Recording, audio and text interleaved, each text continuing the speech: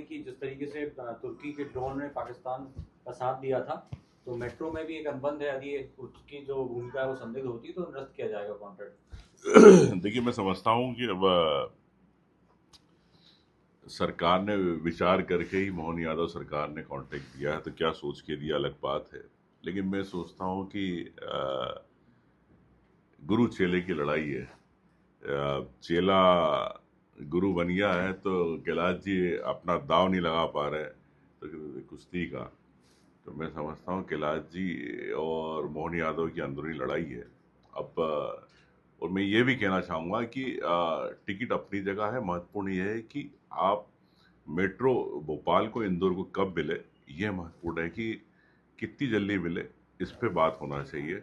और आपकी सरकार है, आपकी सरकार ने अगर कोई निर्णय लिया तो मैं समझता हूँ कैलाश जी और मुख्यमंत्री जी को तत्काल इस पर निर्णय लेना चाहिए, निरस्त करने का।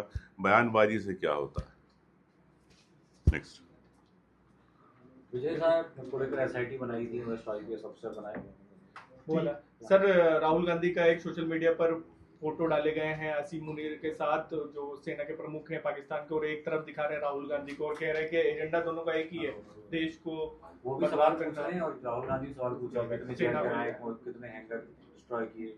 देखिए, निश्चित तौर से सही सच बात है। अब मैं भी इंटरनेशनल कुछ पेपर पढ़ रहा था, तो वहाँ पर अपने अपने तरीके से खबरों को दिखाया गया, चाहे न्यूयॉर्क टाइम्स हो, सब हो। तो भारत की जनता को अधिकार है एक सभी को कि कहाँ पर भारतीय सेना ने क्या अटैक किया। और मैं तो ये कहना चाहता हूँ क्यों युद्ध विराम हुआ।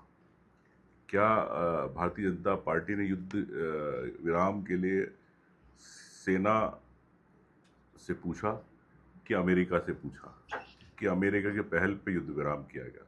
तो मैं समझता हूँ कि आप सब जानते हैं कि जनभावनाएं युद्ध विराम को लेकर नकारात्मक थी। तो इस पे चर्चा होना चाहिए कि हम पाकिस्तान जो हम पे बार बार आतंकी हमले करता है, बार बार हम पे अटैक करता है, तो क्यों ना हम उसका जवाबी हमने क्या मुंह तोड़ जवाब पूरा दिया कि अधूरा दिया, इस पे चर्चा होना चाहिए। मैं तो समझता हूँ जब तक पाकिस्तान के दो टुकड़े नहीं होते, जब तक ये युद्ध विराम नहीं होना। राहुल गांधी की फोटो आसिफ मुनीर के साथ लगाना, भारतीय जनता पार्टी हमेशा ध्यान भटकाने की राजनीति करती है, चाहे राहुल जी को लेके चाहे और किसी को लेके। और इनके लोग खुलेआम जब देश की सेना का अपमान करते हैं तो उसको लेके भारतीय जनता चुप रहती, ना इनके मंत्रियों से विजय शाह से इस्तीफा कराती, ना देवड़ा से इस्तीफा कराती। तो ये भारतीय जनता पार्टी का असली रूप है कि जब उन पे बात आती है तो दूसरों पर ढोलती है। तो मैं समझता हूँ कि जो आपके मंत्री पद पे बैठे खुलेआम बयानबाजी जब सेना का अपमान करते हैं, तो क्या भारतीय जनता पार्टी को नहीं दिखता। हमसे जुड़े रहने के लिए हमारे YouTube चैनल को सब्सक्राइब करें और नई वीडियो की नोटिफिकेशन के लिए बेल आइकॉन को दबाएं। अगर आप ये वीडियो Facebook पर देख रहे हैं तो लाइक जरूर करें और ज्यादा से ज्यादा शेयर करें। धन्यवाद।